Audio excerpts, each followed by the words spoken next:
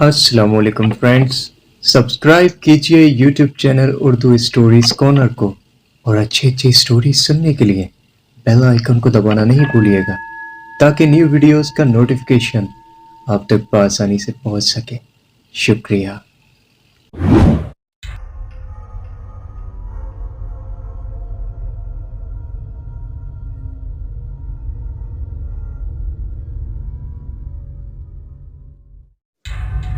यार कितनी डरपोक हो तुमसे ये गेंद भी नहीं लाई जाती।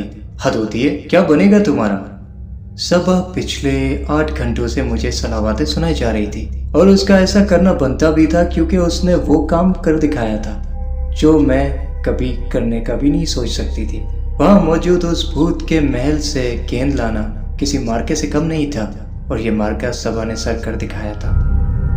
यार तुम्हें पता तो है ये घर नहीं बल्कि एक भूत बंगला है। तुम कैसे ये सब कर सकती हो? क्या तुम्हें जर्रा बराबर भी डर नहीं लगता? और तुम जानती हो ना, अगर आंटी को यह सब पता चला तो तुम्हारा क्या होगा? अरे यार कुछ नहीं होता। पता नहीं मैंने भी किस भट्टू इंसान से दोस्ती कर ली है। अब तो मैं ये तुम्हारा डर निकाल के ही रहूंगी। मेरी बात सुनो, तुम आज रात मुझसे तुम यहाँ मिलने आओगी, समझी? क्या मतलब तुम्हारा?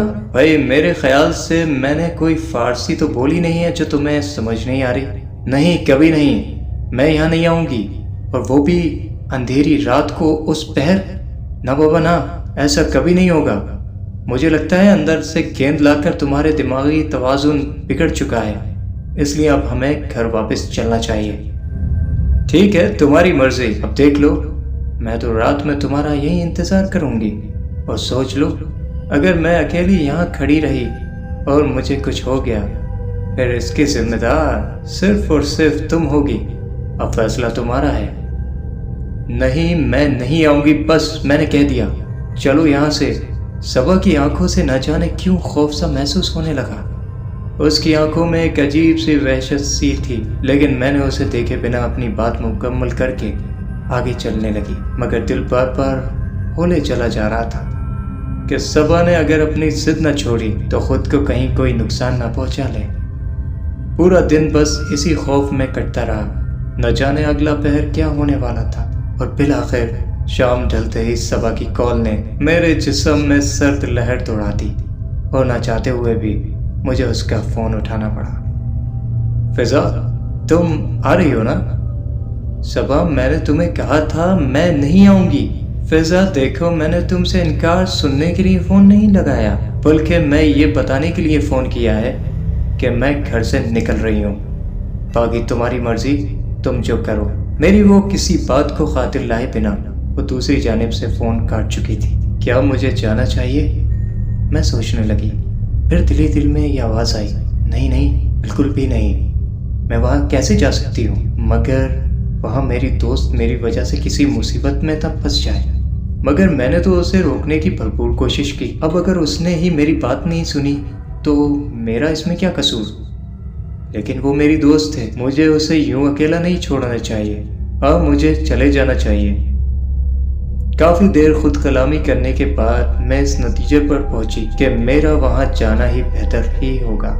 अम्मी, मैं जा रही हूँ। बेटा, कहाँ जा रही हूँ? अम्मी, मैं वो सबा की तरफ जा रही हूँ, बस थोड़ी देर में आ जाऊंगी। बेटा, लेकिन इतनी रात गए, क्या जरूरत है जाने की? बाहर देखो कितनी सर्दी है। बेटा, आपको जो भी काम है आप सुबह कर लेना, अभी आप अंदर जाओ। अम्मी प्लीज, मुझे अपने सुबह के असाइनमेंट के बारे में मुझे उससे बात करनी है। अब वो सुबह तो नहीं हो सकती ना। अच्छा जाओ, लेकिन जल्दी वापस आ जाना, समझी? जी अम्मी, समझ गई। बस यूं गई और यूं आई। ये कहकर मैं घर से बाहर निकल आई। डर के मारे मेरा आधा खून रास्ते में ही खुश्क हो चुका था और ये रास्ते में दरमियान में पड़ता कब्रिस्तान बाकी की जान निकालने के लिए काफ़ी था। जब मैं कब्रिस्तान में पहुंची तो अचानक कब्रिस्तान में मौजूद किसी की हल्की हल्की आहट ने मेरे कदम बर्फ की तरह जमा दिए। आयतल कुर्सी, हाँ जल्दी पढ़ती हूँ। मैं खुद को हौसला देने की कोशिश कर रही थी, लेकिन आयतल कुर्सी मुझे याद क्यों नहीं आ रही। या खुदा, मेरी मदद फरमा। मेरे कदम भी आगे उठ नहीं पा रहे हैं। ये सब क्या हो रहा है? हाल तू जलाल तू, आई भला को टाल तू, आल तो जलाल तो आए बला को टाल तो। मैं खौफ से बुड़बुड़ाने लगी। आहिस्ता आहिस्ता वो आहट मजीद बढ़ती चली जा रही थी और कोई बड़ी तेजी से मेरी जानिब आ रहा था। अचानक आयतुल कुर्सी का विर्द मेरी जुबान पर जारी हो गया और उसके पढ़ते ही मैं वहां से भाग निकली। कुछ समझ नहीं आ रहा था कि कदम कहाँ पड़ रहे थे। न जाने कितनी कब्रों को मैं ठोकर मारती हुई भागे चली जा रही थी कि अचानक मुझे कब्रिस्तान के अख्ताम पर वो घर दिखाई दिया। वही खौफनाक घर जो न जाने कब से बंद पड़ा था, लेकिन ना तो उसके दरवाजे पर कोई ताला मौजूद था और ना ही कोई चौकीदार। किसी की हिम्मत नहीं हो पाती थी कि वो उस पुरस्रार और खाली मकान में कदम भी रख सके। मैं न जाने खुद को वहां तक कैसे ले आई, मुझे खुद भी समझ नहीं आ रहा था। सबा, सबा, कहाँ हो तुम? देखो मैं आ गई, प्लीज जवाब दो। सबा पर हर तरफ खामोशी तारी थी। सबा यार, प्लीज मुझे तंग ना करो। अरे हाँ, मैं उसे कॉल करती हूँ। अचानक ही मेरे जहन में आया, लेकिन मेरा फोन, अरे घर से निकलते वक्त जेब में ही था। अरे जेब में ही तो रखा था, मेरा फोन कहाँ चला गया? अरे नहीं खुदाया, मेरा फोन शायद कब्रिस्तान में ही गिर चुका था। अब सबा की तलाश में अंदर जाने के सिवा मेरे पास और कोई चारा ना रहा। लेकिन अब इस खंडरनुमा घर में जाने को मेरी हिम्मत नहीं थी, मगर अपनी जान से बढ़कर दोस्त का ख्याल आते ही मैंने अपने कदम आगे बढ़ा दिए। उस खंडर का दरवाज़ा मेरे छूने से खुलता चला गया और अंदर जाते ही हर तरफ लटकते जाले और उड़ती चमगादड़ें और उनकी आवाज़ों इस माहौल को ऐसा मजीद खौफजदा बना रही थी कि अचानक मुझे वही धीमी धीमी सी आहट महसूस होने लगी। और इस बार वो आहट तेज़ी से मेरी जानिब आती हुई महसूस हुई। लेकिन जैसे ही मैंने अचानक पीछे मुड़कर देखा तो वहाँ कोई नहीं था, लेकिन फिर मुझे अपने करीब से कोई चलता हुआ महसूस हुआ और साथ ही साथ बच्चों की शोरगुल की धीमी धीमी सदाएं भी सुनाई दे रही थीं। कौन है? मैंने पूछा, मगर जवाब कुछ नहीं आया। फिर वही आवाज़ें आना शुरू हुई। मैंने फिर पूछा, कौन है यहाँ? मेरी आंखों से टप टप बहते आंसू और मेरे लड़खड़ाते कदमों के सबब मैं किसी भी वक्त मुंह के बल गिरने को तैयार थी कि अचानक पर्दे के पीछे से सरसराहट महसूस होने लगी और उसके पीछे खड़ी किसी दोशीज़ा की परछाई ने मेरी बची कुची जान भी निकाल दी। लेकिन मेरे मुंह से जानते पूछते सबा का नाम ही निकला। सबा, क्या ये तुम हो? सबा, अगर देखो ये तुम हो तो ये सुन लो, ये बहुत ही भोंदा मजाक है। सुन रही हो ना सबा, मैं जा रही हूँ, मुझे नहीं रुकना अब यहाँ। तुम यहाँ से कहीं नहीं जा सकती लड़की, तुम आई तो अपनी मर्जी से हो, लेकिन जाओगी हमारी मर्जी से। इस कदर खौफनाक हंसी मैंने इससे पहले आज तक नहीं सुनी थी और न ही कभी सुनना चाहती थी। मैं भागना चाहती थी, लेकिन एक पुकार के बाद मेरे कदम फिर बर्फ की तरह जम गए थे और अब वो उठे नहीं जा रहे थे। कौन है? मैंने पूछा, कौन है यहाँ? जवाब में वो जोर जोर से चिल्लाने लगी। तभी उसके सामने कुछ हेवले नमूदार हुए और वो बच्चों के हेवले थे जो आपस में कुछ खेल रहे थे। अचानक उन हेवलों को अपने सामने ऐसा नमूदार होता देख फिजा खौफ से लरसने लगी। ये मेरी नजरों का धोखा है और कुछ नहीं है, ये सब कुछ नहीं है। तुम तो बड़ी बहादुर निकली लड़की, हमारे घर मेहमान बनकर आई हो और अब तुम्हारी मेहमान नवाजी तो करना बनती है ना हम पे। अपने सामने वो बला को देखकर फिजा बेहोश होते होते बची। मुंह से बाहर निकलते आधे लंबे दांत, लंबे सियाह काले बाल, लाल सुर्ख अंगारा आंखें, काला जला रंग और हर तरफ फैली बदबू मेरे जिस्म से आहिस्ता आहिस्ता जान निकालती चली जा रही थी। इतने में वो खौफनाक बला उड़कर मेरे सामने आ खड़ी हुई और उसको मैंने अपने इतने करीब देखकर मैं जमीन पर बेहोश होकर गिर पड़ी।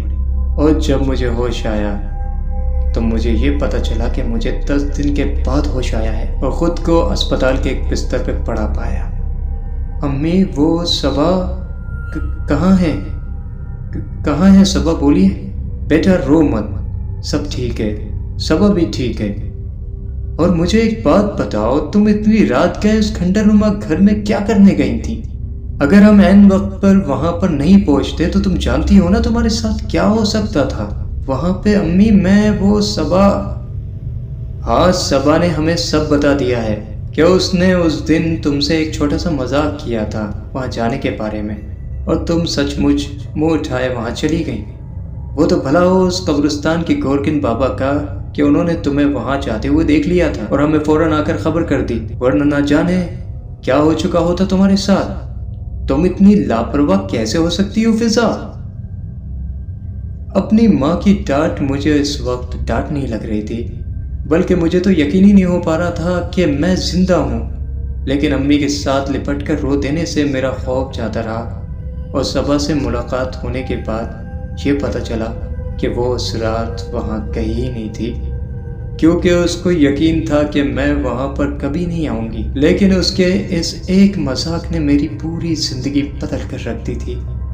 نہ جانے کتنی رات وہ خوفناک منظر میری آنکھوں کے سامنے گھومتا رہا، اور نہ جانے کتنے مہینے تک میں نے یہ خوفناک کالی راتیں جاگتی ہوئی میں نے گزاری تھی۔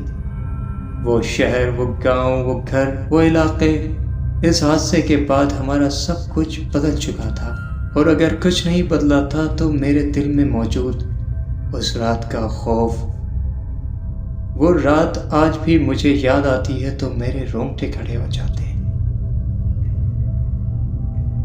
دوستو یہ کہانی کیسی لگی؟ اگر اچھی لگی ہو تو چینل کو سبسکرائب کریں، لائک کریں، شیئر کریں، اور ہاں اپنے رائے کا اظہار کمنٹ باکس میں کرنا نہیں بھولیے گا۔ تو ملتے ہیں نیکسٹ ویڈیو میں ایسی ہی دلچسپ کہانی کے ساتھ۔ تب تک کے لیے اپنا خاص خیال رکھیے، اور اب مجھے اجازت دیجیے۔ اللہ حافظ۔